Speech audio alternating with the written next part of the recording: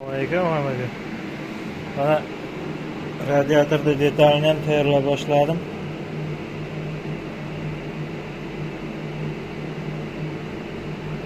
Kerakli bo'lgan voy hidi chiqishi.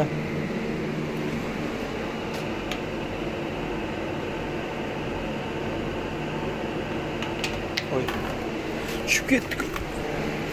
Короче, mana shunday turadi-yu, menga kerakli bo'lgan voy hidi tayyor bo'ldi. Endi blokka keladigan bo'lsak, 10 litrlik yo'nqisda mana chiqish kirishlari, kreplenasi hammasi tayyor bo'lyapti. Radiator uchun отдельно воздуха забор qilganman. Ventilyator kelishini kutyapman endi. Korpuslari tayyor bo'lib qoldi. Nasos ko'rsataman. Nasos mana shunday nasos. 12 voltlik.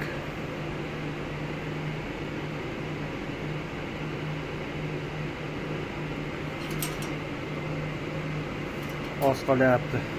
Yana bir ikkita kamchiliklari bor. Kesa zakaz qilaman, kesa davom ettiramiz.